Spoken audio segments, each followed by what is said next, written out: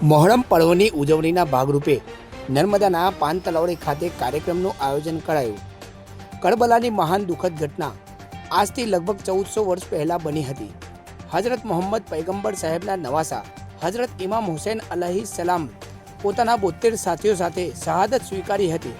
1400 વર્ષથી આજ દિન સુધી કરબલાની ઘટનાનું ભારે મહત્વ રહેલું છે, કારણ કે માત્ર ઇસ્લામી આલમમાં જ નહીં પરંતુ કોઈપણ અકીદાથી સંબંધિત તે વ્યક્તિ જે અત્યાચારની વિરુદ્ધ અને સચ્ચાઈના સાર્થક છે તે હજરત ઇમામ હુસૈન અને તેમના સાથીઓની કુરબાનીઓને માનવીય આદર અને સત્યનું ચિહ્ન માને છે।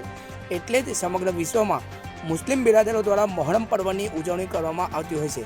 ત્યારે નર્મદા જિલ્લામાં અને તિલકવાડા તાલુકામાં પણ મોહરમના તહેવારની ધામધૂમથી ઉજવણી કરવામાં આવે છે। આ તહેવારને હવે ગણતરીના દિવસો બાકી રહ્યા છે।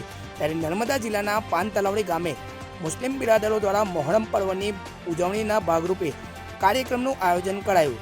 આ કાર્યક્રમમાં તિલકવાડા તાલુકાના વિવિધ વિસ્તારોમાંથી મોટી સંખ્યામાં મુસ્લિમ બિરાદરો ઉપસ્થિત રહ્યા અને હજરત ઇમામ હુસૈન અને 72 શહીદાને કરબલાને યાદ કરવામાં આવ્યા। ત્યારે સમગ્ર વિસ્તાર યા હુસૈનના નારા સાથે ગૂંજી ઉઠ્યો હતો।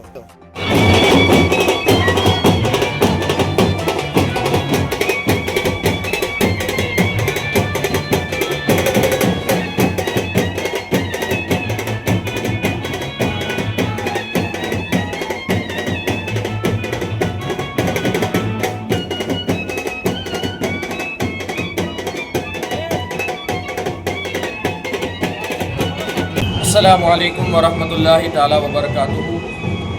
आज चांद चौथा और मुहर्रम का महीना तारीख 19/6/2026 को हमारे गांव पान तलावड़ी में हर साल की तरह इस साल भी जो शहनाई का प्रोग्राम इमाम हुसैन की निस्बत से रखा जाता है, तो पहले चांद को रखा जाता था, लेकिन किसी वजह से, किसी संजोग की वजह से हमारे गांव में चौथे चांद को शहनाई का प्रोग्राम रखा गया है और पब्लिक हाजिर है और बहुत ही पूरे मेवास की पब्लिक यहाँ पर आई है और जोश व खरोश से अकीदत इमाम हुसैन निभा रही है और यहाँ पर सारे लोग मौजूद हैं।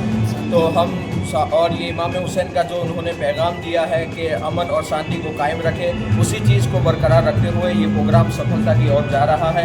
हम अल्लाह से दुआ करते हैं कि अल्लाह ताला इसी तरह हमारे देश में हिंदू मुस्लिम में और आपस में मोहब्बत अता करे और इमाम हुसैन ने जो निस्बत और जो मिशन कायम रखा है, हम उस मिशन को आगे जाते रहें, ले जाते रहें। अस्सलामु अलैकुम वरहमतुल्लाहि वबरकातुहू।